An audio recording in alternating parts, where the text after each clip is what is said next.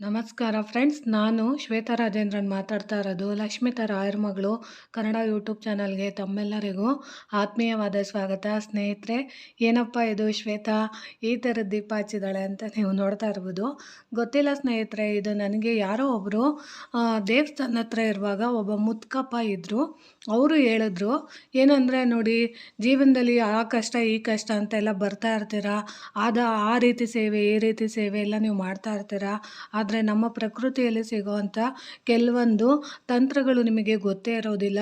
ಈ ಥರದ ನೀವು ಯಾಕೆ ನೀವು ಮಾಡಲ್ಲ ಅಂತ ಹೇಳಿದ್ರು. ಅದಕ್ಕೆ ನಾನಂದೆ, ಏನು ತಾತ ಯಾವ ತಂತ್ರ ಅಂತ ನಾನು ಕೇಳಿದ್ದಕ್ಕೆ ನನ್ನ ಹತ್ರ ಅವ್ರು ಹೇಳಿದ್ದು ಒಂದು ಗಿಡನ ತೋರಿಸಿದ್ರು. ಆ ಗಿಡದಲ್ಲಿ ನೋಡಿ ಈ ಥರದ ಎಲೆ ಇದೆಯಲ್ಲ, ಈ ಥರದ ಎಲೆನ ನೀವು ತೊಗೊಂಡು ಇದನ್ನು ನೀವೇನಾದರೂ ದೀಪಕ್ಕೆ ಹಾಕ್ಬಿಟ್ಟು ನೀವು ಬತ್ತಿ ಮಾಮೂಲಿ ಹತ್ತಿ ಬತ್ತಿ ಅಲ್ಲ, ಮಾಮೂಲಿ ಈ ಗಿಡದ ಎಲೆನೇ ನಿಮಗೆ ಬತ್ತಿಯಾಗಿ ಪರಿಣಮಿಸುತ್ತೆ. ಅಂದರೆ ದೀಪ ಹಚ್ಚಿದ್ರೆ ಅದು ಉರಿಯುತ್ತೆ. ಆ ಥರದ ಎಲೆ ಹಾಕಿ ನೀವು ದೀಪ ಹಚ್ಚಿದ್ದೆ ಆದರೆ ನಿಮ್ಮ ಸಂಕಷ್ಟಗಳು ಏನೇ ಇದ್ರೂ ಅಂಥ ವನವಾಸ ಪಟ್ಟಂಥ ರಾಮ ವನವಾಸದಲ್ಲಿರೋಂಥ ಸಂದರ್ಭದಲ್ಲಿ ಇದನ್ನು ದೀಪನ ಹಚ್ಚುತ್ತಾ ಇದ್ರಂತೆ. ಆ ಕಷ್ಟನೇ ಅಂಥ ಮಹಾನ್ ಭಾವನ ಕಷ್ಟನೇ ಹೋಗಿದೆ, ಇನ್ನು ನಿಮ್ಮಂಥ ಕಷ್ಟಗಳು ಹೋಗಲ್ವಾ ಅಂತ ಎಲ್ಲ ಹೇಳಿದ್ರು. ಅದೆಷ್ಟರ ಮಟ್ಟಿಗೆ ಸತ್ಯನೋ ಸುಳ್ಳು ನನಗಂತೂ ಗೊತ್ತಿಲ್ಲ. ಬಟ್ ನಾನು ಅದನ್ನು ಪರೀಕ್ಷೆ ಮಾಡೋಣ ಅಂತ ಹೇಳ್ಬಿಟ್ಟು ನಾನು ಬಂದು ಅದನ್ನು ಹಚ್ಚಿ ನೋಡಿದೆ.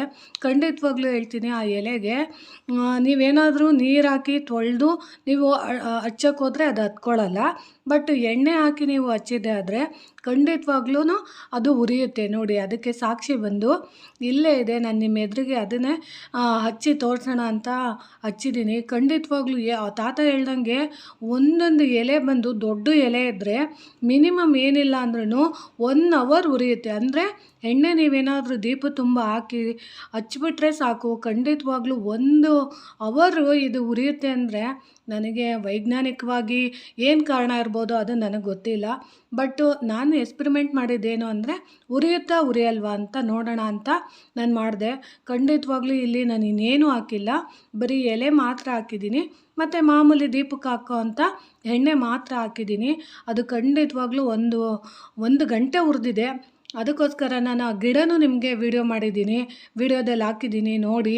ಅದನ್ನು ನನ್ನ ಪ್ರಕಾರ ಕರಿತುಂಬೆ ಗಿಡ ಅಂತ ತಾತ ಹೇಳ್ತು.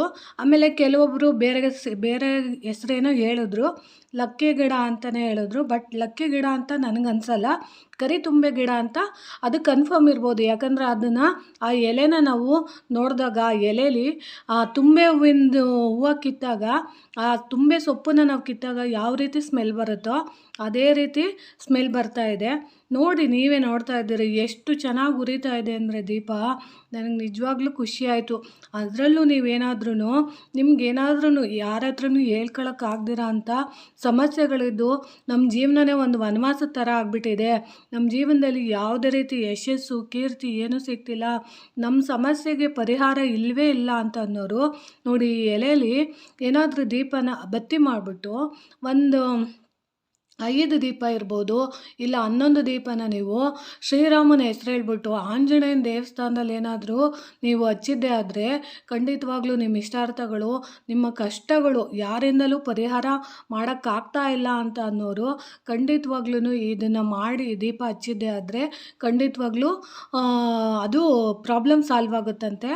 ಆಮೇಲೆ ಮುಖ್ಯವಾಗಿ ಏನಂದರೆ ಮಣ್ಣಿನ ದೀಪದಲ್ಲೇ ಹಚ್ಬೋದು.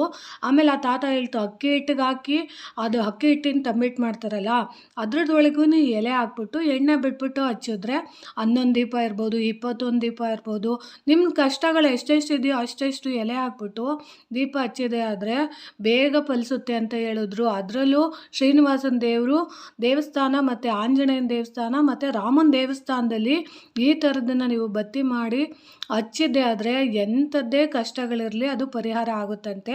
ಅದು ಎಷ್ಟು ಮಟ್ಟಿಗೆ ಸತ್ಯನೋ ಸುಳ್ಳೋ ನನಗಂತೂ ಗೊತ್ತಿಲ್ಲ ಸ್ನೇಹಿತರೆ. ಯಾಕಂದರೆ ನೋಡಿ, ನಾನು ಸುಮ್ಮನೆ ಏನೇನೋ ಹೇಳೋಕ್ಕೆ ನನಗೆ ಆ ಥರದ್ದೆಲ್ಲ ನಂಗೆ ಇಷ್ಟ ಆಗಲ್ಲ. ಯಾಕಂದರೆ ನಾವು ಇವಾಗ ಏನೇ ಒಂದನ್ನು ನಾವು ಯೋಚನೆ ಮಾಡಬೇಕಂದ್ರೂ ಪ್ರಾಕ್ಟಿಕಲಾಗಿ ಯೋಚನೆ ಮಾಡಬೇಕಾಗುತ್ತೆ. ನಾವು ಸುಮ್ಮನೆ ಜನರಿಗೆ ಇಲ್ದಿರೋದೆಲ್ಲ ಮೂಢನಂಬಿಕೆಗಳನ್ನೆಲ್ಲ ನನಗೆ ಸೃಷ್ಟಿ ಮಾಡೋಕ್ಕೆ ನನಗೆ ಇಷ್ಟ ಇಲ್ಲ. ಯಾಕಂದರೆ ಜನರು ಮುಗ್ಧರಿರ್ತಾರೆ, ಅಂಥ ಮುಗ್ಧರ ಭಾವನೆಗಳ ಜೊತೆ ನಂಗೆ ಆಟ ಆಡೋಕ್ಕೆ ಖಂಡಿತವಾಗ್ಲೂ ಇಷ್ಟ ಇಲ್ಲ. ಬಟ್ ಅಂತೂ ಅವರು ದೊಡ್ಡೋರು ಹೇಳಿದ್ರಲ್ಲ ಅಂತ ಹೇಳಿ ನಾನು ಅದನ್ನು ಎಕ್ಸ್ಪರಿಮೆಂಟ್ ಮಾಡೋಣ ಅಂತ ಹೇಳಿ ಮಾಡಿದೆ. ಖಂಡಿತವಾಗ್ಲೂ ಅದು ದೀಪ ಮಾತ್ರ ಆ ತಾತ ಹೇಳ್ದಂಗೆ ಖಂಡಿತವಾಗ್ಲೂ ಉರಿತಾ ಇದೆ. ಹಂಗೂ ಆ ತಾತಂಗೆ ಹೇಳಿದೆ, ಮಾತಾಡಿ ತಾತ ವಿಡಿಯೋದಲ್ಲಿ ಅಂದರೆ, ನಮಗೆ ಅವೆಲ್ಲ ಗೊತ್ತಾಗಲ್ಲಮ್ಮ, ನಮ್ಗೆ ಅವೆಲ್ಲ ಗೊತ್ತಾಗಲ್ಲ, ನಾವು ಹಂಗೆ ಹಿಂಗೆ ಅಂತ ಅಂತಾರೆ. ಯಾಕಂದರೆ ಅವರು ಹಿಂದ್ಲ ಕಾಲದವ್ರಲ್ವಾ, ಅವ್ರುಗಳ್ಗೇನೋ ಗೊತ್ತಿಲ್ಲ, ಮಾತಾಡೋಕ್ಕೆ ಅಂದರೆ ಮಾತಾಡೋಕ್ಕೆ ಇಷ್ಟಪಡಲಿಲ್ಲ. ಬಟ್ ಹೋಗಲಿ ಅಂತ ಹೇಳಿ ನಾನು ಆ ಗಿಡನೂ ವಿಡಿಯೋ ಮಾಡ್ಕೊಂಡೆ. ಆ ಎಲೆನ ತೋರಿಸಿದ್ರು, ಆ ಹೂವನೂ ನಾನು ನಿಮಗೆ ವಿಡಿಯೋದಲ್ಲಿ ಹಾಕಿದ್ದೀನಿ, ನೋಡಿ ಗೊತ್ತಾಗುತ್ತೆ ನಿಮಗೆ. ಅದು ನನ್ನ ನಿಜವಾಗ್ಲೂ ತುಂಬೆ ಹೂವಿನ ಥರನೇ ಇದೆ. ಆದರೆ ಅಲ್ಲಿ ನಿಮಗೆ ಕಲರು, ಅಲ್ಲಿ ತುಂಬೆ ಹೂವು ಬಂದು ನಿಮಗೆ ವೈಟ್ ಕಲರ್ ಇದೆ. ಬಟ್ ಇಲ್ಲಿ ಬಂದು ಬೂದು ಕಲರ್ದು ನೀಲಿ ಬಣ್ಣ ಮತ್ತು ವೈಟದು ಸೇರಿ ಆ ಹೂವದು ಮಿಶ್ರಣ ಇದೆ.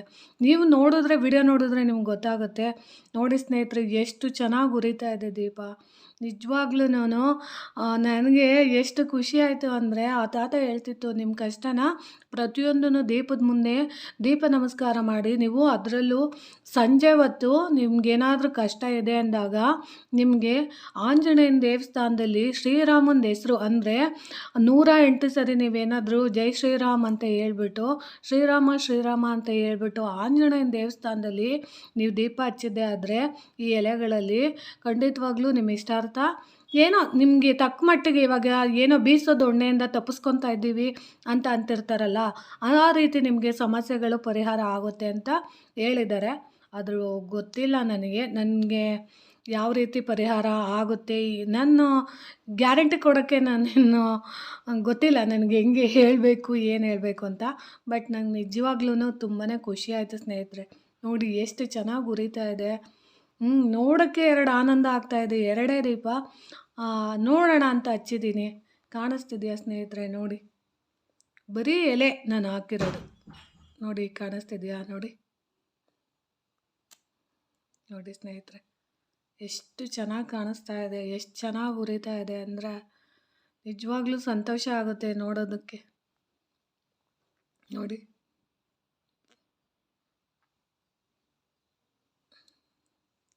ನೋಡಿ ಆ ಎಲೆಲಿ ಹೂವು ಕೂಡ ಬಂದ್ಬಿಡ್ತು. ನಿಮಗೆ ಕಾಣಿಸ್ತಾ ಇರ್ಬೋದು ಆ ದೀಪದಲ್ಲಿ. ನೋಡಿ, ಹೂವು ಬೇರೆ ಕಾಣಿಸ್ತಾ ಇದೆ. ನೋಡಿ, ಗೊತ್ತಿಲ್ಲ ನನಗೆ ಯಾವ ರೀತಿ ಅಂತ. ಬಟ್ ನಾನು ತೊಳೆದು ಅದನ್ನು ನೀಟಾಗಿ ತೊಳೆದು ನೀರಲ್ಲಿ ತೊಳೆದು ಅದನ್ನು ಹಚ್ಚೋಕೆ ಹೋದರೆ ಅದು ಹತ್ತಲಿಲ್ಲ. ಅಂದರೆ ನೀರಿನ ಅಂಶ ಇದ್ದರೆ ಅದು ಹತ್ತಲ್ಲ. ಅಕಸ್ಮಾತ್ ನೀರನ್ನೆಲ್ಲ ಚೆನ್ನಾಗಿ ಸೀಟಿ ಹಚ್ಚಿದಾಗ ಮಾತ್ರ ಅದು ಉರಿಯುತ್ತೆ ಅನಿಸುತ್ತೆ. ಆಮೇಲೆ ನೋಡಿ, ನಾನು ಹಚ್ಚಿದ್ದೀನಿ, ಒಣಗಿರಬೇಕು, ಸ್ವಲ್ಪ ಬಾಡಿದಂಗೆ ಆಗಿದ್ದರೆ ಉರಿಯುತ್ತೆ. ಇದಕ್ಕೆ ವೈಜ್ಞಾನಿಕ ಕಾರಣಗಳು ಇರುತ್ತೆ ಸ್ನೇಹಿತರೆ. ಸುಮ್ಮನೆ ನಾವು ಏನೇನೋ ಅಂದ್ಕೊಬಾರ್ದು. ಇದರಲ್ಲಿ ದೀಪ ಉರಿಯೋ ಅಂಥದ್ದು ಏನೋ ಒಂದು ವಸ್ತು ಇರುತ್ತೆ. ಎಣ್ಣೆ ಹಾಕಿದಾಗ ಇದು ಉರಿಯೋ ಅಂಥ ಅಂಶ ಇರೋದ್ರಿಂದನೇ ಇದು ಉರಿತಾ ಇರುತ್ತೆ. ಇಲ್ಲಾಂದರೆ ಸುಮ್ಮನೆ ಉರಿಯುತ್ತಾ? ಏನೋ ಒಂದು ವೈಜ್ಞಾನಿಕವಾದ ಕಾರಣ ಇರುತ್ತೆ. ಇದು ಮೂಢನಂಬಿಕೆ ಅನ್ನೋದು ನಾನು ಮೂಢನಂಬಿಕೆ ಅಂತಲೂ ಹೇಳೋಕ್ಕಾಗಲ್ಲ, ಇಲ್ಲ ಅದು ಅವ್ರ ಮನಸ್ಸಿಚ್ಛೆ ಅಂತಲೂ ಗೊತ್ತಿಲ್ಲ. ಬಟ್ ಏನೋ ದೊಡ್ಡವ್ರು ಹೇಳಿದ್ರಲ್ಲ ಅಂತ ನಾನು ಪ್ರಯೋಗ ಮಾಡಿ ನೋಡಿದ್ದೀನಿ. ಬಟ್ ಮನೇಲಿ ಮಾತ್ರ ತುಂಬ ಒಂಥರ ಖುಷಿಯಾಗುತ್ತೆ ಇದನ್ನು ನೋಡಿದಾಗ.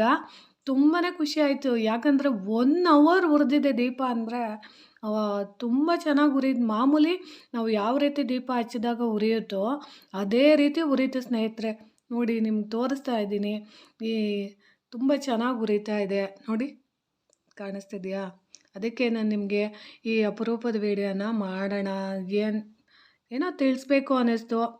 ನಮ್ಮಿಂದ ಅಟ್ಲೀಸ್ಟ್ ಒಬ್ರಿಗೆ ಒಳ್ಳೆಯದಾದರೆ ಖುಷಿ ಅಲ್ವಾ? ನಾವೇನು ದುಡ್ಡು ಖರ್ಚು ಮಾಡಬೇಕಾಗಿಲ್ಲ. ಆ ಎಲೆ ಬತ್ತಿ ಹಾಕಿ ದೀಪ ಹಚ್ಚಿರೋದ್ರಿಂದ, ಶ್ರೀರಾಮನ ಹೆಸರು ಹೇಳಿ ನಾವು ಮಾಡೋದ್ರಿಂದ ಖಂಡಿತವಾಗ್ಲೂ ಕೆಲವೊಬ್ರಿಗೆ ಒಳ್ಳೇದಾಗಿದ್ರೂ ಆಗಿರ್ಬೋದು. ಯಾಕಂದರೆ ಅವರು ಹಿರಿಯರಲ್ವಾ, ಅವ್ರಿಗೆ ಎಕ್ಸ್ಪೀರಿಯೆನ್ಸ್ ಆಗಿರುತ್ತೆ. ಅವ್ರ ಅನುಭವನ ನಮ್ಮ ಹತ್ರ ಹೇಳ್ಕೊಂಡಾಗ ನಾವು ಅದಕ್ಕೆ ಮರ್ಯಾದೆ ಕೊಡಬೇಕು ಅನ್ನೋ ಉದ್ದೇಶದಿಂದ ನಾನು ಇದನ್ನು ಮಾಡಿ ಹಾಕ್ತಾಯಿದ್ದೀನಿ. ನೋಡಿ ಸ್ನೇಹಿತರೆ, ಎಷ್ಟು ಚೆನ್ನಾಗಿದೆ ಅಂತ ನೋಡಿ. ಕಾಣಿಸ್ತಿದೆಯಾ ನೋಡಿ ಸ್ನೇಹಿತರೆ.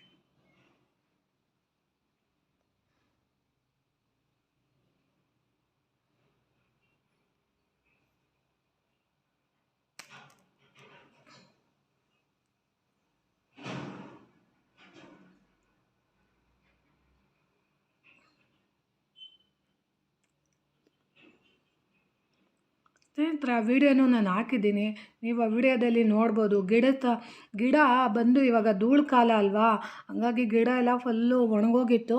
ಸ್ವಲ್ಪ ಯಾವುದೋ ಒಂದು ಗಿಡ ಅಲ್ಲಿ ನಿಂತು ಆ ಗಿಡದ ಹೂವು ಮತ್ತು ಕಡ್ಡಿ ಎಲ್ಲ ತೋರಿಸಿದ್ರಲ್ಲ, ನಾನು ಅದೇ ಥರದ್ದಿರೋದು ಬೇರೆ ಗಿಡದಲ್ಲಿ ನಾನು ನೋಡಿ ವಿಡಿಯೋ ಮಾಡಿ ಹಾಕಿದ್ದೀನಿ. ನೋಡಿ, ಸಿಕ್ಕಿದ್ರೆ ಪ್ರಯೋಗ ಮಾಡಿ ನೋಡಿ, ಅದರಿಂದ ನಿಮಗೂ ಒಳ್ಳೆಯದಾದರೆ ನನಗೂ ಖುಷಿ ಆಗುತ್ತೆ. ಅಕಸ್ಮಾತ್ ಆಗಲಿಲ್ಲ ಅಂದರೆ ಅದರಿಂದ ನಮಗೇನು ನಷ್ಟ ಇಲ್ಲ ಅಲ್ವಾರ. ಯಾಕಂದರೆ ಅದರಲ್ಲಿ ನಾವೇನು ದುಡ್ಡು ಖರ್ಚು ಮಾಡಬೇಕಾಗಿಲ್ಲ, ಏನು ಖರ್ಚು ಮಾಡಬೇಕಾಗಿಲ್ಲ. ಪ್ರಯೋಗ ಮಾಡಿ ನೋಡೋಣ. ಅಕಸ್ಮಾತ್ ಒಳ್ಳೇದಾಯಿತು ಅಂದರೆ 4 ಜನಕ್ಕೆ ಹೇಳೋಣ, ಅದರಿಂದ ಒಳ್ಳೆಯದಾಗ್ತಿದೆ ಮಾಡಿ ಅಂತ. ಆ ಉದ್ದೇಶದಿಂದ ನಾನು ಈ ವಿಡಿಯೋ ಮಾಡಿದ್ದೀನಿ ಅಷ್ಟೇ. ಇಲ್ಲಿ ಯಾವುದೇ ರೀತಿ ನಿಮಗೆ ಮೂಢನಂಬಿಕೆನ ತರಿಸಿ ನಿಮ್ಮ ಭಾವನೆಗಳ ಜೊತೆ ಆಟ ಆಡೋಕ್ಕೆ ಖಂಡಿತವಾಗ್ಲೂ ನನಗಿಷ್ಟ ಇಲ್ಲ. ಸರಿನಾ ಸ್ನೇಹಿತರೆ? ನೋಡಿ ಎಷ್ಟು ಚೆನ್ನಾಗಿ ಉರಿತಾ ಇದೆ. ನನಗೆ ಅವು ನೋಡೋದಕ್ಕೆ ಖುಷಿಯಾಗಿ ವಿಡಿಯೋ ಹಂಗೆ ನೋಡ್ತಾನೇ ಇದ್ದೀನಿ. ಎಷ್ಟು ಚೆನ್ನಾಗಿದೆ ನೋಡಿ ಸ್ನೇಹಿತರೆ. ನೋಡಿ ನೋಡಿ ಆ ದೀಪದಲ್ಲಿ ಹೂವು ನೋಡಿ ಎಷ್ಟು ಚೆನ್ನಾಗಿ ಕಾಣಿಸ್ತಾ ಇದೆ. ನೋಡಿ ಆ ಹೂದಲ್ಲಿ ನೋಡಿ ಎಷ್ಟು ಚೆನ್ನಾಗಿ ಹೂವು ಬಂದಿದೆ ಅಂತ ಕಾಣಿಸ್ತಿದೆಯಾ ಸ್ನೇಹಿತರೆ? ನೋಡಿ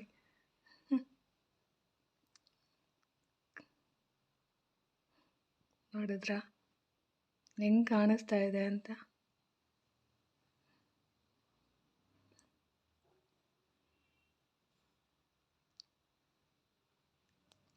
ಅಬ್ಬಾ, ಗೊತ್ತಿಲ್ಲ ಸ್ನೇಹಿತರೆ, ನನಗೆ ಏನು ಹೇಳಬೇಕು ಅಂತ ಗೊತ್ತಾಗ್ತಾ ಇಲ್ಲ. ಬಟ್ಟು ನನಗೆ ನಿಮಗೆ ತೋರಿಸ್ಬೇಕು ಅನ್ನೋ ಉದ್ದೇಶದಿಂದ ನಾನು ವಿಡಿಯೋ ಮಾಡ್ತಾಯಿದ್ದೀನಿ. ನೋಡಿ